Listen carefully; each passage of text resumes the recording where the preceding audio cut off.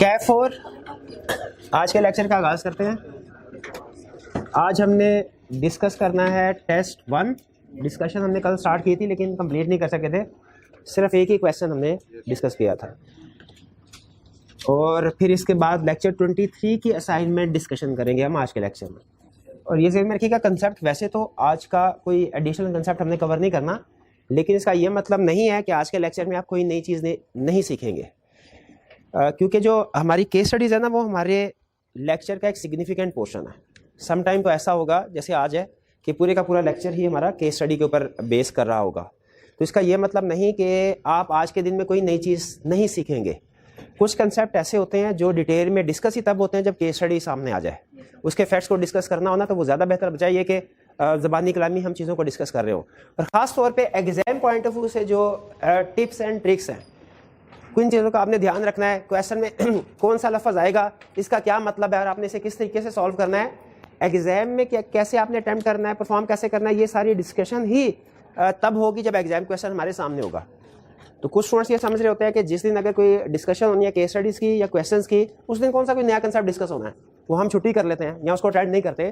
तो याद रखें, उसमें भी कुछ कंसेप्ट आपके डिटेल में टेस्ट हो रहे होते हैं, हम डिस्कस कर रहे होते हैं, प्लस जो एग्जाम रिलेटेड टिप्स हैं वो सिर्फ और सिर्फ उसी सूरत में डिस्कस होंगी जब हमारे सामने क्वेश्चन पेपर होगा। तो अगर आप इस तरह की डिस्कशंस को मिस करते हैं, इग्नोर करते हैं, तो याद रखिए इससे आपकी परफॉर्मेंस कंप्रोमाइज ज़रूर होगी। तो अगर कभी डिस्कशन हो तो उसको इग्नोर ना किया करें। स्टार्ट करते हैं। कल हमने टेस्ट 1 डिस्कस करना स्टार्ट किया था, इसमें हमने क्वेश्चन 1 कंप्लीट कर लिया था और क्वेश्चन 1 के बाद हम क्वेश्चन 2 पे स्टार्ट करेंगे डिस्कशन। कह रहा है ए, इसी तरह क्वेश्चन जैसा क्वेश्चन 1 के डिफरेंट पार्ट है, क्वेश्चन 2 के भी डिफरेंट पार्ट्स है। पार्ट ए में क्या कह रहा है, X agreed to sell his property worth about ₹1 million for ₹10,000 only. 1 lakh की प्रॉपर्टी है, सिर्फ 10,000 में उसने सेल कर। यहां तक अगर क्वेश्चन खत्म हो जाता तो इसका मतलब क्या था, ये वैलिड है, क्योंकि हमने पढ़ा हुआ है कि कंसीडरेशन होना जरूरी है, एडिक्वेट होना जरूरी नहीं है। X mother prove that x was an idiot incapable of understanding the transactions. Is this sale valid? अब क्या ये सेल वैलिड है? नहीं, ये सेल वैलिड नहीं है, क्योंकि agreement with idiot is wide unsound, person of unsound mind है, एग्रीमेंट वाइड है। अच्छा बताइए, बर्डन ऑफ प्रूफ किसके ऊपर है? जो पार्टी, क्योंकि इडियट है ये नॉर्मली भी इसी कंडीशन में रहता है, इसलिए लॉ अज्यूम करेगा कि ये टाइम ऑफ कॉन्ट्रैक्ट भी पर्सन ऑफ अनसाउंड माइंड था। ठीक है, इडियट की एग्जांपल याद है ना आपको, हमने पढ़ी हुई है, परमानेंटली जो पागल हो, बिल्कुल बाय बर्थ, बिल्कुल। तो इसमें बर्डन ऑफ प्रूफ उस पर्सन के ऊपर होगा जो कॉन्ट्रैक्ट को इन्फोर्स करवाना चाह रहा है। B, X owes Y ₹10,000 but this debt is time barred. 3 साल के बाद आपको पता है डेट टाइम बार्ड हो जाता है। In a birthday party of J who is a friend of X and Y, X promises Y to pay this date. एक बर्थडे पार्टी पे एक्स ने वाई को वादा किया कि वो इस डेट को पे कर देगा। आपके यहाँ बर्थडे पार्टी पे सारे वो लिखत पढ़त हुई होगी या ज़बानी कलामी डिस्कशन हुई होगी। कह रहा है later X refuses to Y, बाद में एक्स ने वाई से कहा कि वो ये टाइम बार्ड डेट पे नहीं करेगा। Can Y recover the promised amount from x? Recover नहीं, क्यों नहीं रिकवर करवा सकता? ठीक है, टाइम बार्ड डेट की इन्फोर्सेबिलिटी के लिए जरूरी है रिटर्न हो, साइंड। ठीक है, तो ये चूंकि रिटर्न नहीं है, साइड नहीं है, इसलिए इसकी रिकवरी नहीं हो सकती। ठीक है, ऐसे बर्थडे पार्टी, इस पे क्या कोई एग्रीमेंट हो सकता है? वैसे बर्थडे पार्टी पे किसे हो सकता है, बिल्कुल। लेकिन क्या किसी बर्थडे पार्टी पे गुड्स को डिलीवर कर दिया जाए, क्या वो वैलिड परफॉर्मेंस होगी? कमर्शियल गुड्स को वो एक रीजनेबल प्लेस नहीं समझी जाती। ठीक है, हाँ, कॉन्ट्रैक्ट टू कॉन्ट्रैक्ट वेरी करता है। अगर बर्थडे की पार्टी की डेकोरेशन की चीजें हों तो जाहिर है उसके लिए वो रीजनेबल प्लेस है, वरना नहीं। 12 बर्थडे से वैसे मेरे ज़हन में कंसेप्ट आया रीजनेबल प्लेस का, मैंने आपके साथ शेयर कर दिया। C, X offers to sell a painting to Y which X knows is the copy of a well known masterpiece. Copy है, एक्स को पता है, उसने ऑफर की वाई को कि मैं इसको सेल कर। Y thinking that the painting is the original one, Y ने ये समझते हुए कि ये ओरिजिनल कॉपी है, decides to buy it at a very high price. अच्छा मुझे ये बताइए, यहाँ पे रुक के वाइनो ने जो ये समझा कि ये ओरिजिनल वन है, उसकी अपनी थॉट थी कि उसे एक्स ने बताया था? उसकी अपनी थॉट थी ना। क्या ये एग्रीमेंट कॉन्ट्रैक्ट वैलिड है? यस वैलिड है, ठीक है। Let the buyer be aware. Seller के लिए अपनी प्रोडक्ट की सारी इंफॉर्मेशन प्रोवाइड करना लाजमी नहीं होता। हाँ, अगर इस केस में थोड़ा सा चेंज करके वो ये कहता एक्स ने वाई को ये बताया है कि ये ओरिजिनल है, फिर ये फ्रॉड होता, फिर ये फ्रॉड, उस सूरत में वैलिड कॉन्ट्रैक्ट ना होता, वाइडेबल होता at the option of agreed party. See clear? इसमें कोई पॉइंट डिस्कस करना चाहते हो? जी। मिस रिप्रेजेंटेशन या फ्रॉड उस वक्त आएंगे दोनों जब एक्स कोई स्टेटमेंट देगा, एक्स ने स्टेटमेंट दी ही नहीं, क्या एक्स ने ये कहा कि ये ओरिजिनल है? वो पॉइंट तो बाद में आएगा ना कि उसने अनजाने में स्टेटमेंट दी कि जानबूझ के स्टेटमेंट दी, ये बाद का क्वेश्चन है। पहला क्वेश्चन तो यह है कि क्या स्टेटमेंट दी, एक्स ने कोई स्टेटमेंट, वाई ने खुद से ये एज्यूम किया, खुद से समझा। तो जी एक मिनट है जी, सी में कोई इशू है तो जी। हाँ बिल्कुल, वह 2-3 शायद उसमें बाज़ मैंने बताया था ना, एक से ज्यादा रिक्वायरमेंट भी रेलिवेंट हो सकती है, ठीक है। तो उसमें जो आपके कुछ स्टूडेंट के ख्याल में ये वो एरनेस ओपिनियन, इसको यूनिलैटरल मिस्टेक के मुताबिक भी सॉल्व किया जा सकता है, ठीक है। तो उसके मुताबिक इसलिए हमने वो भी लिख दिया। अगर आप किसी चीज को समझ रहे होते हैं हाई वैल्यू है, बाद में वो लो वैल्यू साबित होती है, तो क्या आप कॉन्ट्रैक्ट को खत्म कर सकते हैं इस बेस पे? नहीं कर सकते, इसलिए उसने एरनेस वैल्यूएशन वाला पॉइंट। जी बिल्कुल जी। अच्छा, सी क्लियर है जी। अब पूछिए दोबारा, ए में कुछ पूछना चाह रहे हैं आप? जी पूछिए।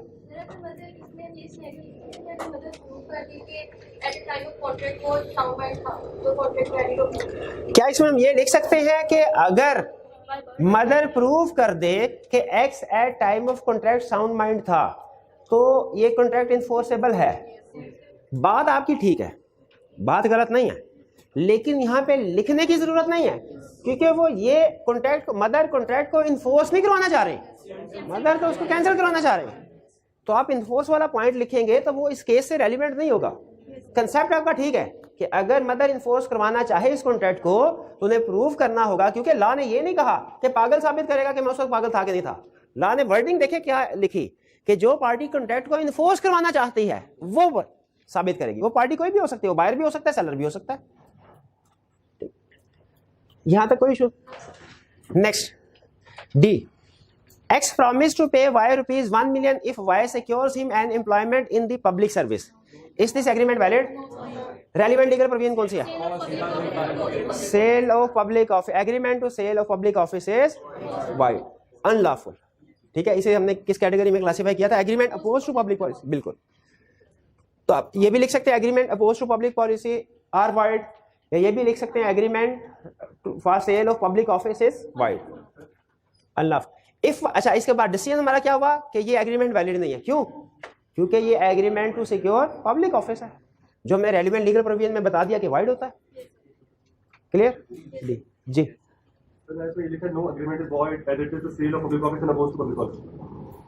नहीं, क्या मतलब? No agreement is void as it is the sale of public office and opposed to public policy। हाँ तो ठीक लिखा है। देखिए, जो आपकी मार्किंग स्कीम का, मैं इस वक्त जो टीचर होता है ना, टीचर वो टेस्ट को चेक नहीं करता, ये ज़हन में रखिएगा। हमारा काम क्या होता है? टेस्ट को बनाना, उसका सोल्यूशन बनाना और मार्किंग स्कीम डिसाइड करना। उसके बाद उसको जो एग्जीक्यूट करना होता है ना, यानी उस मार्किंग स्कीम के मुताबिक टेस्ट को चेक करना, ये किसका काम होता है भला? टीए का काम होता है, ठीक है। टीए सुपरविजन में काम कर रहा होता है। लेकिन एक चीज आप याद रखिएगा, मैं अभी, क्योंकि देखिए जो भी चीज हो, अच्छी सर्विस हो बुरी सर्विस हो, क्लाइंट को पता होना चाहिए सर्विस की नेचर क्या है, बजाय ये कि हम कहें कि बहुत अच्छी सर्विस है असल में कुछ हो। टीए टीचर नहीं होता। इवन टीचर भी जो है ना, वो पेपर चेकर आई कैप का नहीं होता। इसीलिए आपकी ये एक्सपेक्टेशन के सेम क्वालिटी के मुताबिक चेकिंग हो जैसे कि आई कैप के एग्जाम में होती है, वो पूरी नहीं हो सकती, ठीक है। खासतौर पे टीएस वो सही कर रहे होते हैं काम, ये नहीं कि वो केयरलेसली या जल्दी जल्दी में कर रहे होते हैं, सही कर रहे होते हैं काम, लेकिन असल में चूंकि उनका इतना एक्सपोजर नहीं है जितना टीचर का होता है। तो जब तक स्टूडेंट सोल्यूशन के मुताबिक चल रहा होता है ना, जो बुक्स वगैरह में लिखा हुआ है, वो चेकिंग सही हो रही होती है। जिन स्टूडेंट का आंसर थोड़ा डिफरेंट हो जाता है ना, वहां पर फिर वो जजमेंट अप्लाई करते हैं। और चूंकि टीचर का एक्सपोजर ज्यादा होता है, उसे ज्यादा पता है कि इस क्वेश्चन को इस तरीके से भी सॉल्व किया जा सकता है, इस तरीके से भी सॉल्व किया जा सकता है। टीए को नहीं पता होता, वो अपनी जजमेंट अप्लाई करता है। अगर उसे समझ आ जाए कि हाँ जी ये जो अल्टरनेट सोल्यूशन दिया ये भी ठीक है, उसको ओके कर देता है। लेकिन अगर उसे ना पता हो, ठीक है, वो उसको गलत कर देता है, क्रॉस कर देता है। हालांकि कुछ केसेस में मे भी जो स्टूडेंट ने लिखा है वो भी ठीक हो, ठीक है। कुछ केसेस हमारे सामने हमने चेक किया, मैं उसकी बेस पे आपके साथ शेयर कर रहा हूँ। ये सिर्फ ये नहीं कि किसी एक टीए के साथ है, ये तकरीबन हमारे पूरे प्रोफेशन में इसी तरह है, हर कॉलेज में इसी तरह, ठीक। तो इस सूरत में होता क्या, फिर अगर आपको ऐसे सोल्यूशन दिया जाता है, आप उसके साथ कंपेयर करें, अगर आप समझते हैं कि आपका आंसर ठीक है, आपने स्टेप नंबर 1 में टीए के पास जाना है और उनसे कहना है कि सर ये देखिए मेरे ख्याल में ये ठीक है, सर ने क्लास में ये बताया था। अब जाहिर टीए क्लास में मौजूद नहीं है, उससे तो नहीं पता मैंने आपको क्या क्या एग्जांपल दिया है कि सर ने ये बताया था, आप काइंडली सर के साथ कंफर्म कर लें। अगर उसे बात समझ में आ जाए, ठीक है, आपको मुतमिन कर दे, ठीक है। अगर वो सेटिस्फाई नहीं करता आपको, फिर आप उसके बाद हमारे पास आए, टीचर के पास, लेकिन वो भी क्लास में नहीं, क्योंकि क्लास का टाइम जो होता है ना, उसके ऊपर सारे स्टूडेंट्स का राइट है, ठीक है। उसमें किसी हम स्पेसिफिक इंडिविजुअल इशू को डिस्कस करेंगे ना, तो बाकी स्टूडेंट्स का टाइम वेस्ट होगा। तो हमारी कोशिश ये होती है, आपका इशू जेन्युइन है, मैं ये हरगिज नहीं कह रहा कि आपका इशू जेन्युइन नहीं है, ठीक है। मैं सिर्फ ये आपसे रिक्वेस्ट कर रहा हूँ कि इस तरह का इशू, और बाकी सारे स्टूडेंट्स के लिए भी, कि अगर हो मार्किंग में कोई भी इशू हो किसी किस्म का भी, आपने डिस्कस करना हो, आप क्लास के बाद टीए के पास आएँ, वो मौजूद होते हैं, इंशाल्लाह आपको मुतमिन करेंगे। अगर आप मुतमिन नहीं होते तो फिर उसके बाद क्लास के बाद मैं भी अवेलेबल होता हूँ। तकरीबन इस क्लास के बाद मैं आधा पौना घंटा बैठता हूँ, नमाज की ब्रेक होती है, उसके बाद तकरीबन 1-1.5 घंटा बैठता हूँ। तो आपको कोई भी इशू हो टेस्टिंग के हवाले से, या इवन कोई क्वेश्चन भी पूछना चाहते हो, आप आके पूछ सकते हैं। लेकिन पहले आपने टीए के पास जाना है, उससे मुतमिन अगर नहीं होते, फिर सेकंड लेवल पे आप टीचर के पास आए, कंसल्ट करें, ठीक है जी। चलिए अब वापिस आते हैं, कहाँ पे थे हम? हाँ, ये एग्रीमेंट वाले। आपने जो बताया बहरहाल वो ठीक लिखा है, मेरे ख्याल में ये ठीक है, इसके पूरे मार्क्स मिलने चाहिए थे, ठीक है। लेकिन अब जाहिर है पेपर सामने होगा, फिर ही मैं भी बेहतर तरीके से बता सकता हूँ कि उसने किस वजह से नंबर काटे होंगे। हमने वैसे उनको एडवाइस ये किया हुआ है कि आप भी इंसिस्ट किया करें। देखिए समटाइम ऐसा होता है, टीचर हूं ना मैं,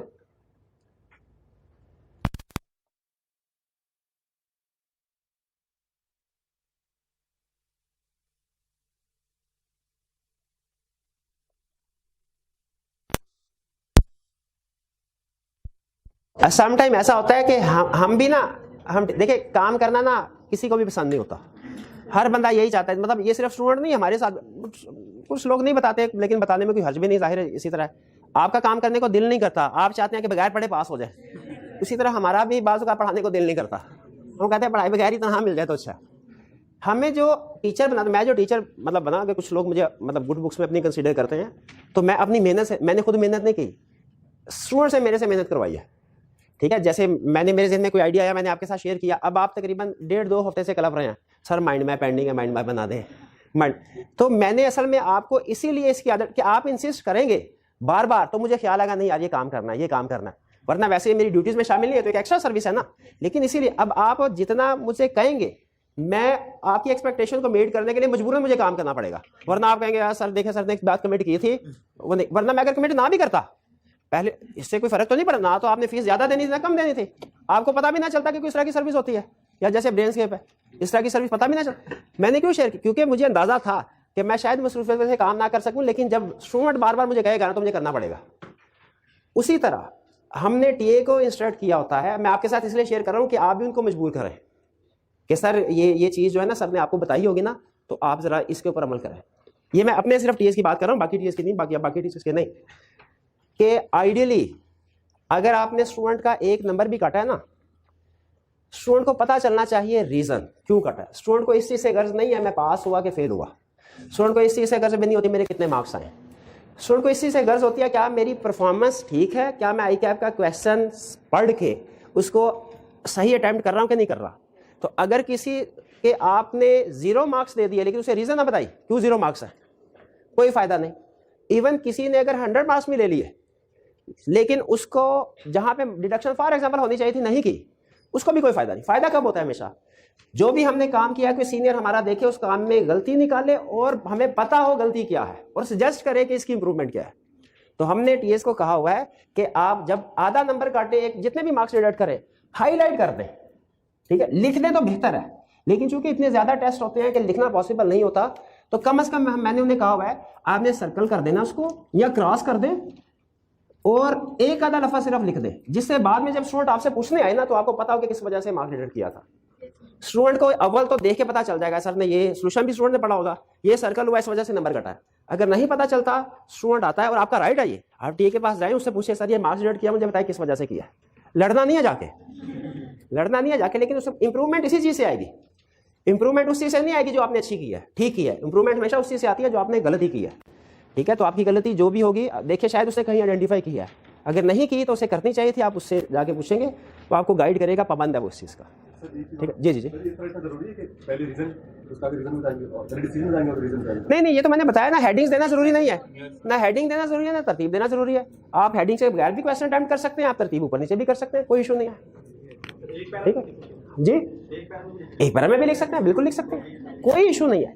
देखें, प्रेजेंटेशन अच्छी हो तो बेहतर है, वरना आप सारी चीजें एक वो खिचड़ी से पक जाएगी, लेकिन बहरहाल आपकी वो टेस्टिंग चेकिंग होगी, वो आपका, आपने तो इन्फॉर्मेशन सारी दी। आईक्यू में भी इसी तरह होगा, आप चाहे एक पैरा में भी सारा पेपर अटेम्प्ट कर सकते हैं। तो देखें, आप लोग अगर इंटरेस्ट लेंगे ना किसी भी चीज में, आप लोगों ने इंप्रूव करना है, टीचर को भी आप लोग इंप्रूव करते हैं, टीए को या किसी भी सिस्टम को आप लोगों ने इंप्रूव करना है। आप जाके उससे कहें सर ये मुझे समझाएं, उसे पता हो गया, मैं एक दफा मेरे एक टेस्ट में मैंने ऊंच नीच की थी, 20 स्टूडेंट आ गए थे, तो मुझे सबको फर्दन जो है ना 10-10 मिनट में समझाना पड़ गया। उससे बेहतर है कि बाद में जो मैंने 200 मिनट लगाने हैं, अभी मैं 10 मिनट एक्स्ट्रा लगा के ना इसको इधर ही हाईलाइट कर दूं।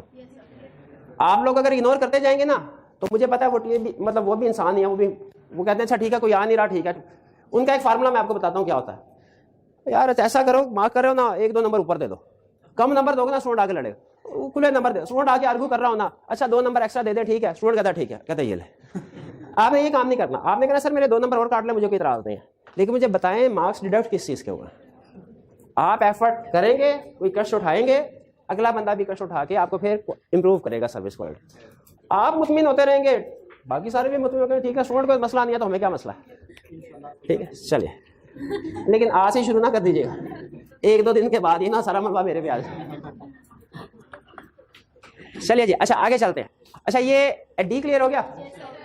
ई x, a father having 2 minor sons agreed to transfer their guardianship in favor of Mrs. Y and also agreed, अच्छा Mrs. Y X की वाइफ नहीं है, होती तो वो बताता, वो यहाँ पे Mrs. X लिखता, ठीक है, ये अच्छा कह रहा है Mrs. Y and also agreed not to revoke the transfer, और ये भी एग्री किया कि मैंने बच्चे आपके हवाले कर दिए, लिखत पढ़त में गार्डियनशिप आपको दे रहा हूं, अब मैं वापस नहीं लूंगा कभी भी सारी जिंदगी। Subsequently he filed a suit for the recovery of the boys and declaration that he was the rightful guardian। Court में केस फाइल के कहा मैं राइट गार्डियन हूं, बच्चे मुझे वापस दिलाए जाए। डिस्कस द लीगल पोजीशन, क्या बच्चे वापस जाएंगे? यस जाएंगे। क्यों? Agreement state of parental rights is wide, agreement state of parental rights is wide. ठीक है, वो रेलिवेंट लीगल प्रोविजन लिखेंगे, नीचे डिसीजन लिख देंगे, लिखेंगे because x is guardian, true guardian, therefore agreement is wide. Clear? ये कोई इशू? आगे चलते हैं। नेक्स्ट क्वेश्चन हमारा क्वेश्चन 3। मिसेज इकराम वाला हमने किया नहीं हुआ, ये केस स्टडी, ये तो आपके लिए आसान हो गया, हलवा होगी फिर तो आपके लिए, छाप दी होगी आप। रिप्रोडक्शन ये केस स्टडी नहीं है, सारी शक्ल तो केस स्टडी वाली है। ये कह रहे हैं रिप्रोडक्शन का, मैं फिर पढ़ लूंगा। Mrs. Ikram was searching for a house for her family in city's posh locality. Her grandfather Nadeem had promised to pay her 1 million। अच्छा ये सारी वही कहानी है कि मिसेज इकराम ने कहा घर खरीदना है, उसके दादाजी ने कहा अच्छा मैं 1 मिलियन दूंगा, बाद में जब डील हो गई ब्रोकर के साथ दादाजी ने रिफ्यूज कर दिया, मिसेज इकराम ने केस फाइल कर दिया कि प्रॉमिस। अच्छा रिक्वायरमेंट, मुझे एक चीज बताइएगा, वैसे तो नॉर्मली ऐसे ही होता है कि रिक्वायरमेंट और इंफॉर्मेशन इंटरलिंक्ड होती है, लेकिन फर्ज कीजिए कभी कभार एक्सेप्शनल केस में अगर रिक्वायरमेंट और इंफॉर्मेशन में कोई लिंक ना बनता हो, तो हमने किसको अहमियत देनी है? रिक्वायरमेंट। 1-2 क्वेश्चन ऐसे थे उसमें सारी कहानी जरा लिखे ना, नीचे लिखा हुआ था list the essentials of a valid contract, सारी कहानी। 1-2 क्वेश्चन ऐसे भी आएंगे आगे, लिस्ट द, तो हमने क्या करना है?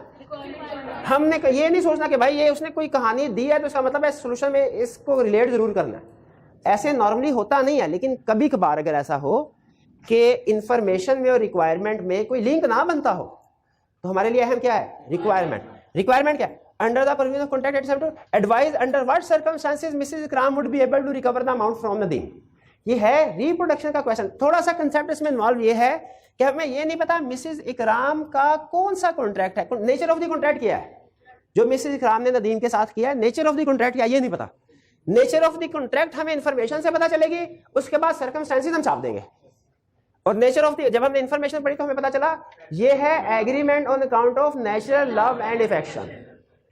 ये डिसीजन पे पहुंचने के लिए केस पढ़ना जरूरी था। अब इसके बाद जो आगे कह रहा है सर्कमस्टेंसेस बताइए, वो हमें पता है, कंडीशन आप देनी है। जी जी, इसमें नहीं, इसमें डिसीजन बेसिस ऑफ डिसीजन लिखने की जरूरत नहीं है, ये रिप्रोडक्शन का क्वेश्चन है। लेकिन फर्ज कीजिए अगर आप इसको केस स्टडी के स्टाइल से करना चाहते हैं तो वो भी कर सकते हैं। आपको पहले फिर लीगल प्रोविजन में, रेलिवेंट लीगल प्रोविजन में क्या लिखना पड़ेगा, वो 4 कंडीशंस, और डिसीजन में लिखना पड़ेगा चूंकि ये agreement on account of national law manufacture, इसलिए अगर अबव कंडीशन फुलफिल हो रही हैं तो ये मिसेस क्राम रिकवर करवा सकती है, वरना नहीं करवा सकती। अच्छा, आप जरा थोड़ा सा आप सोचेंगे ना तो इसको इंफॉर्मेशन दोनों सूरतों में तकरीबन सेम ही है।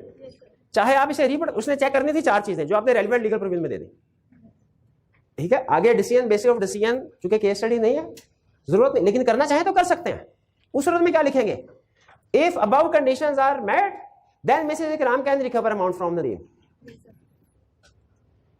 ठीक हो गया जी जी। गिफ्ट में नहीं आ सकता जी। गिफ्ट का कंप्लीटेड पूरा नाम क्या है, कंप्लीटेड गिफ्ट, और मैंने कंप्लीटेड के ऊपर डिस्कशन की थी, मुझे याद है कि कंप्लीटेड का मतलब होता है ट्रांसफर हो चुका हो। क्या ये पैसे उसने अदा कर दिया? अगर नदीम ने 1 मिलियन अदा कर दिया होता ना तो फिर ये कंप्लीटेड गिफ्ट का केस बन जाता, फिर हाँ बिल्कुल, फिर ये सिचुएशन ना होते।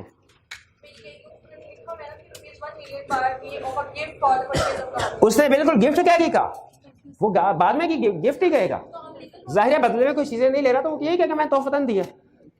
लेकिन हमने ये देखना है कि लॉ गिफ्ट की डिस्कशन नहीं करता।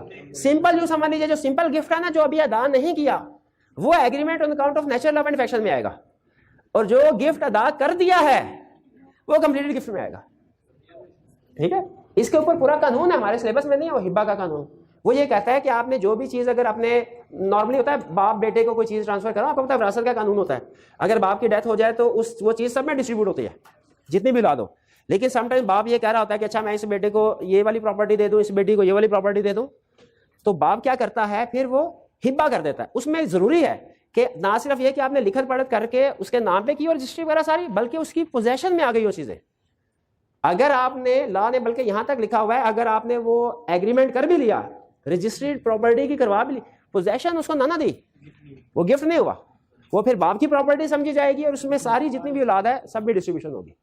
तो गिफ्ट, कंप्लीटेड गिफ्ट में और गिफ्ट में फर्क है। कंप्लीटेड का जो ट्रांसफर हो चुका हो, आपने गिफ्ट के तौर पर किसी को चीज देनी है, अगर सिर्फ वादा किया वो इनफोर्सेबल नहीं है, डिलीवर हो चुका है तो वो वैलिड है। वैलिड से मुराद अब आप उसको वापस नहीं ले सकते, ये क्या कह के ये विदाउट कंसीडरेशन था। ठीक है, कंप्लीटेड गिफ्ट, क्या ये कंप्लीटेड है? कंप्लीटेड नहीं है, इसीलिए गिफ्ट वाला केस नहीं लगेगा। कंप्लीटेड नहीं है इसीलिए गिफ्ट वाला केस नहीं लगेगा। ठीक है, और कौन सा फिर रहता था बाकी? नेचुरल लॉ, चैरिटी तो हो नहीं सकता। 3 बताए थे ना आप, जिनमें नॉर्मल स्टूडेंट कंफ्यूज होते हैं, चैरिटी वाला, गिफ्ट वाला और नेचुरल लॉ मैन्युफैक्चरिंग वाला। चैरिटी में वो नॉर्मली बताता है कोई स्कूल, रिफाही इदारा है, कोई स्कूल है, कॉलेज है, चर्च है, मस्जिद है, जो भी इस तरह की चीज। जी जी,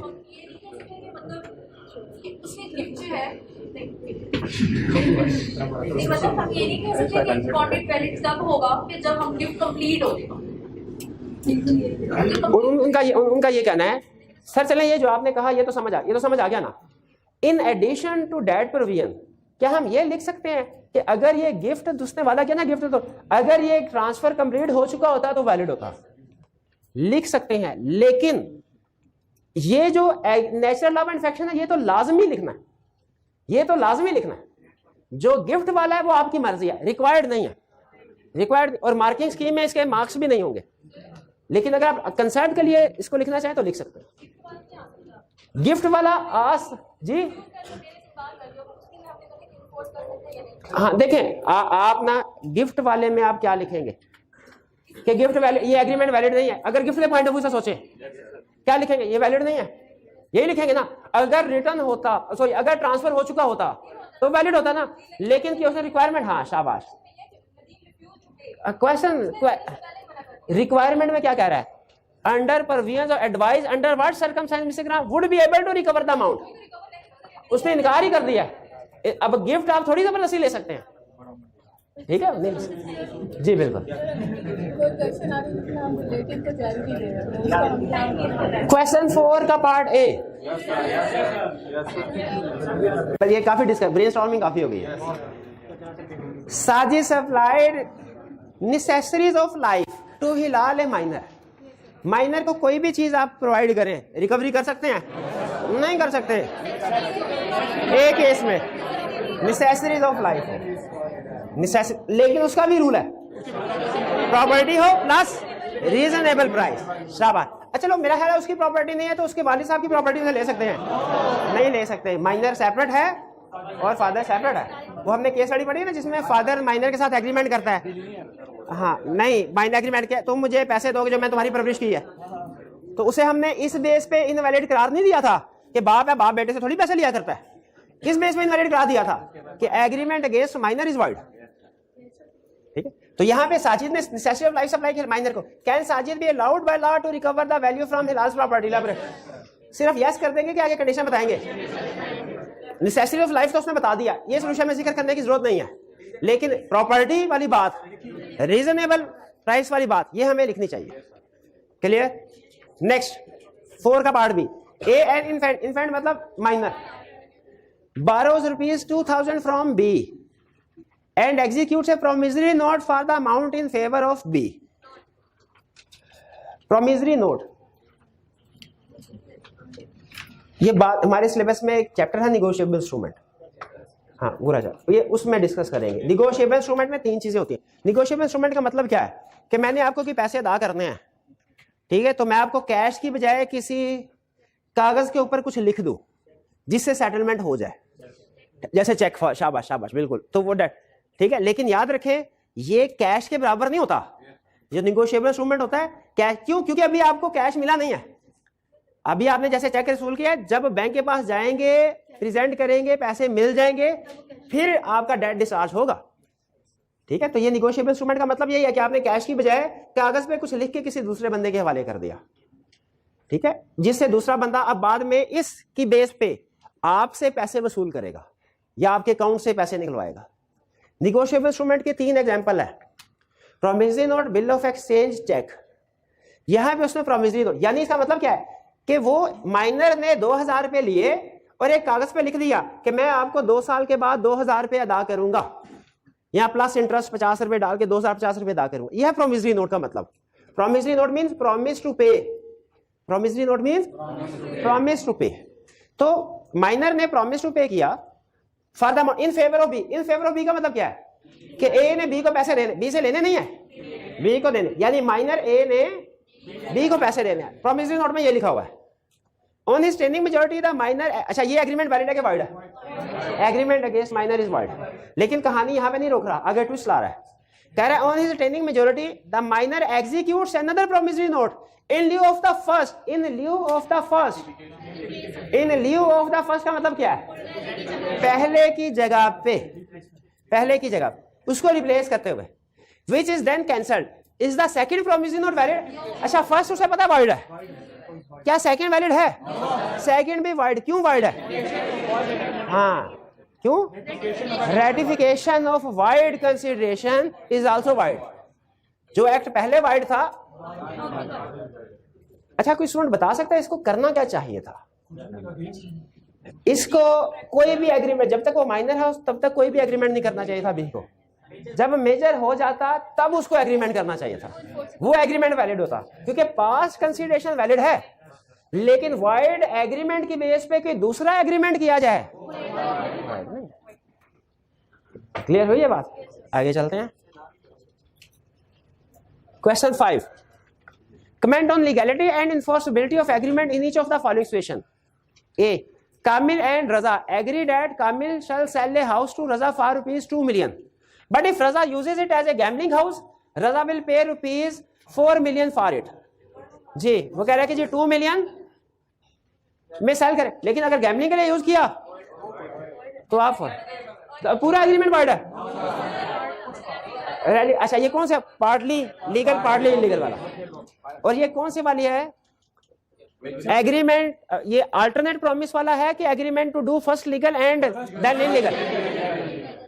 वो रेलिवेंट लीगल पे में लिख देंगे, डिसीजन में लिख देंगे कि ये एग्रीमेंट 4 मिलियन वाला वाइड है, और फिर आगे लिखेंगे चूंकि ये इलीगल है 4 मिलियन इसलिए ये वाइड है, लेकिन 2 मिलियन वैलिड है। समझे? बिल्कुल वो सेपरेबल है। A clear? B, A and B carried out business in a certain locality in Karachi. A promised to stop business in that locality if B pays him rupees 1 lakh. A stopped its business but B did not pay him the promised money. Agreement is end of trade. Void.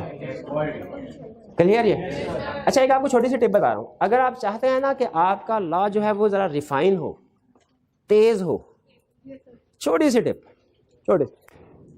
आज जब कोई case study है ना जिसमें लिखा हो wide, आपने एक दफा सोचना है इस केस में क्या होता तो ये वैलिड हो जाता। आपने वकील बन जाना, इस केस में क्या होता तो वैलिड बन जाता। हर केस में कोई ना कोई रास्ता नहीं मिलेगा आपको, लेकिन अक्सर केसेस में आपको रास्ता मिल जाएगा, और इसमें आपके कंसेप्ट्स जो है ना वो बड़े क्विकली प्रोसेस होंगे। बताइए इस केस में अगर वो बिजनेस को सेल कर रहा होता गुड भी, तो फिर वैलिड होता, फिर वैलिड होता। बिल्कुल। गैम्बलिंग वाला केस कभी भी, इसमें तो इस एग्रीमेंट में ये चीज तय ही नहीं पानी चाहिए थी, ये कभी भी लीगली इन्फोर्सेबल नहीं हो सकता, लेकिन ये हो सकता है बी वाला, अगर ये सेल ऑफ गुडविल वाला केस होगा। एक असल में आईकैप ने एक दफा क्वेश्चन भी इस तरह का पूछा, सिचुएशन बता दी, नीचे उसने ये नहीं पूछा कि बताओ एग्रीमेंट वैलिड है कि वॉइड है, बल्कि उसने पूछा बताइए क्या एडिशनल रिक्वायरमेंट्स पूरी करना होती तो ये ऊपर जो एग्रीमेंट्स है ये वैलिड हो जाते हैं। उसमें भी एक फॉर एग्जाम्पल गिफ्ट का केस था, उसमें भी एक चैरिटी का केस था, उसमें भी एक नेचुरल लव एंड अफेक्शन था, लेकिन उसमें हमने भी रिक्वायरमेंट के एडिशनल चीजें बतानी थी उसको इन्फोर्स करवाने के लिए।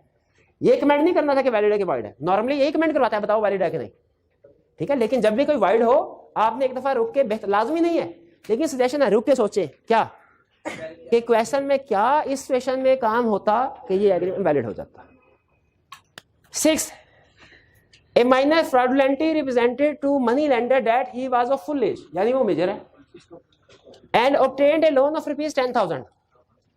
Has the money lender any right of action against the minor for the money lent or for damage of fraudulent representation? क्यों? Rule of estoppel. अच्छा, ये स्टॉपल वाला रूल पढ़ा हुआ हमने, मैंने आपको ब्रीफली एक्सप्लेन किया हुआ ना, शाबाश। ये हमारे एक एजेंसी वाले चैप्टर में भी आएगा, चैप्टर 8 है शायद, और फिर एक पार्टनरशिप वाले चैप्टर में भी आएगा। पार्टनरशिप के 3 चैप्टर है हमारे सिलेबस में, उसमें भी ये स्टॉपल वाला रूल आएगा। ये क्लियर? अच्छा मुझे बताइए अब इसका मतलब क्या कि मनी लेंडर के पैसे सारे गए, डूब गए? हाँ, अगर तो इन्हें खर्च लिए ना फिर तो कुछ रिकवर नहीं करवा सकता, चाहे उसकी प्रॉपर्टी क्यों ना हो। फिर हाँ, अगर बच गए उसके पास जेब में पैसे बचे हुए वो रिकवर करवा लेगा। या एक केस में उसने कहा कि ए ने इन पैसों से कुछ चीजें खरीद ली, साइकिल खरीद ली, वो साइकिल ले क्योंकि इसके पैसों की है, लेकिन जो उसकी पुरानी गाड़ी है वो नहीं ले सकता। क्लियर होगी ये बात? चलिए, ये था हमारा टेस्ट। अच्छा, टेस्ट तो हमारा कंप्लीट हो गया, लेकिन हमारी असाइनमेंट है। कौन सी असाइनमेंट थी भला? लर्निंग ऑब्जेक्टिव कौन सा था? 5 क्वेश्चन 11 क्या 10 क्वेश्चन 10 निकालें। शाबाश शाबाश।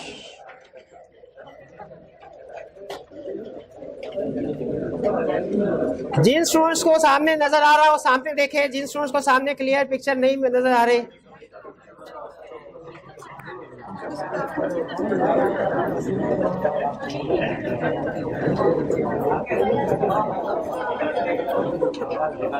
लाइटिंग ठीक है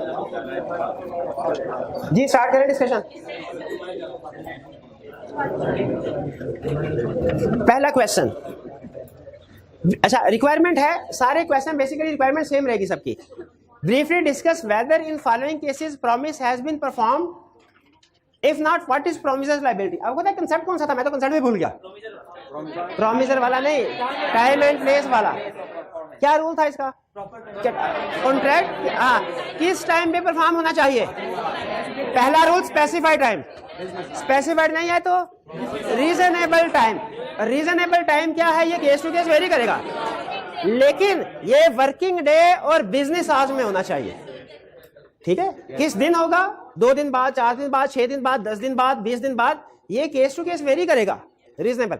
लेकिन जिस दिन भी हो, working day during business hours. ये तो हो गया टाइम का रूल। प्लेस का रूल क्या था? किस जो अगर कॉन्ट्रैक्ट में प्लेस स्पेसिफाई कर दी गई है उस पे पर हम अगर प्लेस स्पेसिफाई नहीं की तो प्रोमिसर ने प्रोमिसी को अप्लाई करना है। अप्लाई करने का मतलब क्या, पूछना है उससे, और प्रोमिसी जो मर्जी प्लेस बता दे कि कॉन्ट्रैक्ट में तय, कॉन्ट्रैक्ट में प्लेस तय नहीं हुआ तो मैं जो मर्जी प्लेस बता दूं, ये जर्मनी लेके आ जाओ, नहीं, उसकी रीजनेबल प्लेस बताए। और रीजनेबल प्लेस की भी आगे एग्जांपल देता है, वो कोई उसके शॉप हो सकती है, वेयर हाउस हो सकती है, वो कोई पब्लिक प्लेस ना हो जी। अच्छा अब तेरे क्विकली रिवीजन हो गया, बाकी चलते। अच्छा फिर अब आपने बताना है कि क्या ये प्रोमिसर ने अपना प्रॉमिस पूरा कर लिया कि नहीं। Azam promises to deliver goods at Babar's warehouse on 1st March before 1 PM. Azam deliver goods before time. उसने एक की बजाय 12 बजे, 11 बजे, 10 बजे सुबह आ गया, या एक आधा दिन पहले आ गया, कोई प्रॉब्लम तो नहीं। अच्छा ये भी याद रखे, नेचर ऑफ द केस पे डिपेंड करता है असल में। यहाँ पे चूंकि वो जनरल डिलीवर गुड्स की सेल परचेज की नॉर्मली इन पे कोई फर्क नहीं पड़ता, लेकिन अगर बर्थडे, शाबाश, बर्थडे की बात होती है और वो 1-2 दिन पहले आ जाता, एफिशिएंट हो गए, तो फिर कोई फायदा नहीं है। फिर कोई हर काम जल्दी करना मुनासिब तो नहीं है ना, वो तो नेचर पे डिपेंड करता है। हाँ मुझे याद आ गया, जब आर्टिकल चल रहे, आप में से जिन स्टूडेंट से कंप्यूटर इस्तेमाल किया है ना, उनको अंदाजा होगा कि उसमें जब हम काम करते हैं वर्ड वगैरह पे, एक्सेल पे, तो रिस्क होता है लाइट चली गई ना तो जितना भी काम किया हुआ है वो ज़ाया हो जाएगा। ठीक, हाँ जी। तो हम क्या करते हैं, आदत होती है हमारी फर्म में, उसको हर 1-2 मिनट के बाद ना सेव करते रहते हैं। ठीक है, सबसे ज्यादा जो फर्म में हम कमांड यूज करते हैं control S, save save save, हर काम को करने के बाद आदत पड़ गई होती है हमें कंट्रोल एस। तो एक बड़ा अहम काम हो रहा था फर्म ऑफिस में, मैं भी बैठा था, जूनियर भी थे, तो एकदम लाइट चली गई, तो सीनियर जो ना डर गया, उसने जूनियर से पूछा जो काम करा, काम जो क्रिटिकल का था, नेचर का था, उनका भाई सेव कर लिया था ना काम। जूनियर ने बड़े रिलैक्स हो गए, सर आप बेफिक्र रहे, मैंने तो आधा घंटा पहले ही सेव कर लिया था। सीनियर के पैरों तले जमीन निकला। अब मुझे बताइए आधा घंटा पहले इस सिचुएशन में क्या ये एफिशिएंसी है? ये एफिशिएंसी। तो ये हमेशा काम या कॉन्ट्रैक्ट पहले परफॉर्म, नॉर्मली अच्छी बात है, पहले कर लेना काम नॉर्मली, लेकिन बहरहाल ये केस टू केस वेरी करता है। मैंने आपको ऐसा, आगे चलते हैं। बी, बाबर ओव्स आजम ₹1। अच्छा मैं हमेशा भूल जाता हूं जब ये ओव्स का वर्ड यूज करता है ना, तो बाबर ने आजम को पैसे देने हैं कि आजम ने बाबर ने? हाँ, बाबर ओव्स का मतलब है बाबर मकरूज है आजम का, यानी बाबर ने पैसे देने हैं आजम को 100। It was agreed that Babar will send a cheque for ₹100 by post. ये एग्री है तो ठीक है, चेक सर, हाँ एग्री, हाँ बिल्कुल, लेकिन जब वो चेक सेंड कर देगा वैलिड हो जाएगा। ठीक है। अच्छा अगर वो चेक की बजाय आप कैश भेज दे, अगर एक्सेप्ट कर ले तो वो तो वैलिड, वो तो जो भी कर लेगा वैलिड है, लेकिन अगर वो एक्सेप्ट नहीं करता तो क्या ये वैलिड पेमेंट होगी? सी, आजम एंड बाबर आर इंडेटेड। इसका क्या मतलब हुआ? ए ने बी के पैसे देने हैं, बी ने सी के पैसे देने हैं। Azam and Babar settle an account by setting off one item against another. उन्होंने अपना अकाउंट एक दूसरे के साथ सेट कर लिया, सेटल कर लिया। इसे काउंटिंग में क्या कहते हैं आप भला? कॉन्ट्रा, बैड डेट नहीं कहते, कॉन्ट्रा एंट्री। पता है एक ही बंदे से रिसीवेबल भी हो, पेएबल भी हो, तो क्या करते हैं, क्रेडिटर को डेबिट कर देते हैं, डेबिटर को क्रेडिट। सही काउंटिंग मेरी? हाँ, ये सर उन्होंने इस तरह कर लिया। तो क्या इसकी इजाजत है? बिल्कुल है, कर सकते हैं, है इजाजत, अभी तो कॉन्ट्रा एंट्री पास करते हैं। Against and Babar pays Azam the balance, और जो बैलेंस था वो पे कर दिया। At the balance found to be due from him upon such settlement, pay कर। तो क्या जिम्मेदारी खत्म हो गई? मैंने इनको 10,000 देने थे, 7,000 लेने थे, मैंने इनको सेटलमेंट करके 3,000 दे दिए। अब ये बाद में मेरे से 7,000 मांग सकते हैं? नहीं मांग सकते, वो तो सेटलमेंट हो गई थी। ठीक है, हाँ जी। बाबा के रहते थे। हाँ, इसका मतलब ये है कि जो रिमेनिंग अमाउंट बाबर ने ज्यादा पैसे देने थे, बाबर ने ज्यादा पैसे, बाबर पेज रिमेनिंग अमाउंट का मतलब बाबर ने 10,000 देना था आजम को, आजम ने 7,000 देना था बाबर को, तो 7 उन्होंने सेटलमेंट कर ली, बाकी 3,000 जो ऊपर का है वो बाबर ने जो आजम को दे दिया। क्लियर? ये सिंपल है, इसमें कोई कॉमन सेंस की बात है। D, Azam owes Babar ₹2,000। आजम ने बाबर को पैसे देने, Babar accept some of Azam goods in the reduction of the debt. वो कहते चल पैसे नहीं, अपने घर की चीजें दे दो कुछ, वैलिड। जितना, हाँ टीवी जितना दे दिया, बिल्कुल टीवी ढवा लिया, जितने का टीवी था उतने से डेट कम हो जाएगा। Azam desire Babar who owes him ₹100 to send him a cheque of ₹100 by post, ये तो पहले वाला ही है, तो ठीक है, जब वो चेक पोस्ट करेगा लायबिलिटी खत्म।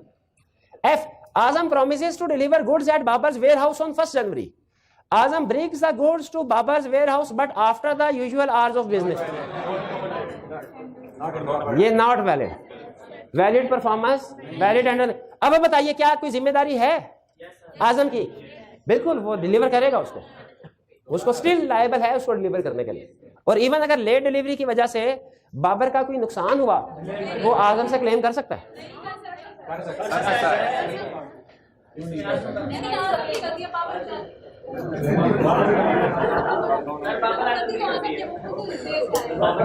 आजम लेट आया ना, आजम की गलती है, तो मैं भी बाबर को बहन कह रहा हूँ, मैं भी बाबर को कह रहा हूँ, बाबर डैमेज क्लेम करेगा। आगे चलते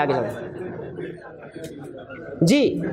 आजम promises to deliver 1000 kg of jute to Babar on 1st, जो भी है, on 1st मई। अच्छा, आजम ने डिलीवरी करनी थी बाबर, ठीक है, Babar agrees to specify the place of delivery. Babar ने कहा कि मैं बाद में प्लेस बताऊंगा। अब क्या करना चाहिए आजम को? अप्लाई करना चाहिए, बाबर से पूछना चाहिए, बाबर भाई बताओ किस प्लेस पे, और ठीक है, नहीं आजम डायरेक्ट खुद से अज्यूम करके उसकी शॉप पे डिलीवरी कर दे, अप्लाई करना लाजमी है। और ये तो जिम्मेदारी लाने लगाई आजम की कि वो बाबर से पूछ, और बाबर की भी जिम्मेदारी लगाई है। वो क्या उसको रीजनेबल प्लेस बताएगा, ये नहीं कि उसे कहेगा दिल्ली पहुंचा दो चीजें, नहीं नहीं नहीं नहीं, वो उसी शहर के अंदर रीजनेबल प्लेस। जी clear? H Azam agreed to deliver rice to Babar on 1st June but no place was fix for delivery. Azam apply करेगा, आजम अप्लाई करेगा और बाबर बताएगा रीजनेबल। ये तो वही जी और एच एक ही नहीं हो गए। चलो कोई नहीं, रिवीजन होगी हमारी। अच्छा, Hamid ordered a large flag to celebrate independence day but did not specify the time for performance. If no time is specified when should flag be delivered? 15 अगस्त वाला कौन है? नहीं, वैसे उसने बताया नहीं हुआ कौन सा है, तो 15 वाला भी ठीक कर लेता, लेकिन ये 14 अगस्त से पहले पहले इसकी डिलीवरी होनी चाहिए। बिल्कुल है। Adil ordered decoration to be installed on 17th August on occasion of his daughter's birthday. However, he did not specify the time of decoration. When should be the performance made?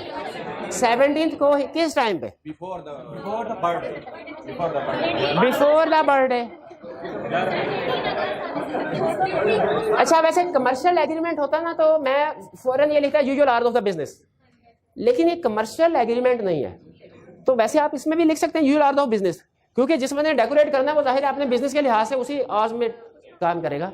तो usual hours, time के बारे में rule क्या? देखें, place के बारे में पूछना है, टाइम के बारे में पूछना लाजमी रिक्वायर्ड नहीं है। तो ये usual hours of the business होगा, लेकिन यूजुअल आवर्स में भी कौन सा टाइम? इसके लिए या तो सिर्फ यूजुअल आवर्स ऑफ बिजनेस कह के बात खत्म कर दें, या आगे लिख दें कि फर्दर कि किस टाइम पे बर्थडे हो रही है, 9 बजे 12 बजे, वो फोन करके पूछ सकता है, फोन कर। लेकिन याद रखिए, प्लेस के केस में प्रोमिजर का अप्लाई करना लाजमी है, टाइम के केस में नहीं लाजमी।